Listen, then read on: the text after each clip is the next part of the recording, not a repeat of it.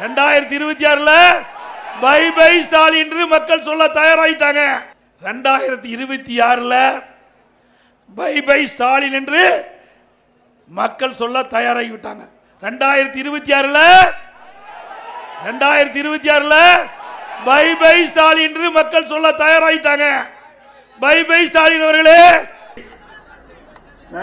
திரு ஸ்டாலின் தலைமையில் இருக்கின்ற திமுக கட்சிக்கு உறுப்பினர்கள் சேர்ப்பதற்கு ஓடோடி ஒவ்வொரு வீடா பிச்சை இருக்கிற மாதிரி எடுத்துக்கிட்டு இருக்கிறீங்க.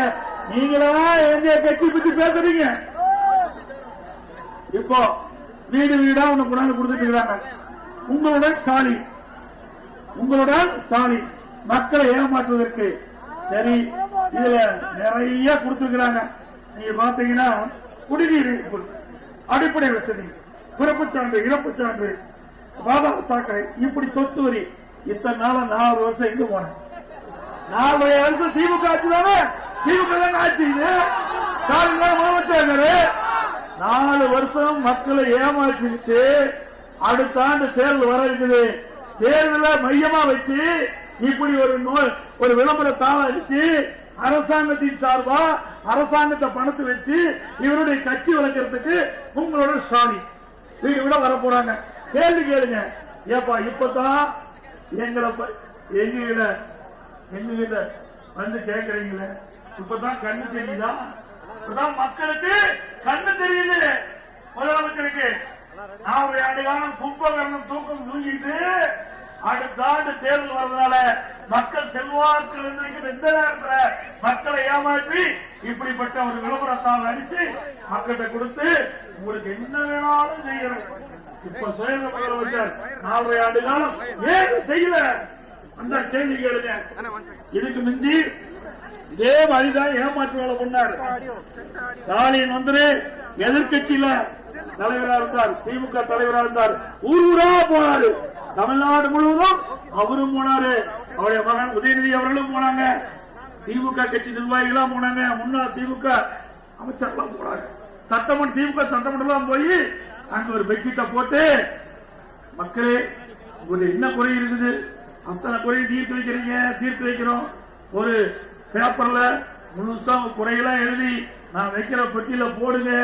அந்த பெட்டிய கூட்டி சீல் வச்சு நான் வீட்டுக்கு எடுத்துட்டு போய் நான் முதலமைச்சர் ஆன ஒட்டியில சீலை உடைச்சு பெட்டி திறந்து மனு எடுத்து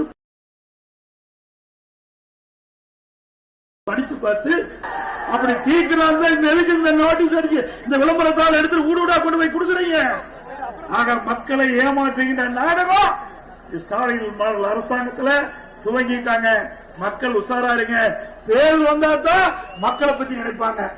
மற்ற நேரமெல்லாம் வீட்டு மக்களை பத்தி தான் நினைப்பாங்க. நல்லா நினைச்சு பாருங்க.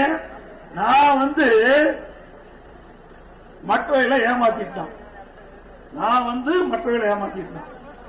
நான் முதலமைச்சர் ஆகும்போது எனக்கு முதலமைச்சர் ஆளுநருக்கு யாரெல்லாம் உதவியாளர்களோ அவரெல்லாம் மறந்துட்டான்.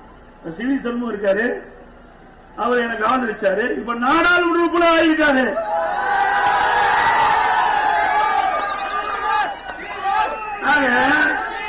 அதிமுகவில் பெரும்பான்மையான சட்டமன்ற உறுப்பினர் என்னை ஆதரிச்சாங்க. நான் முதலமைச்சர்.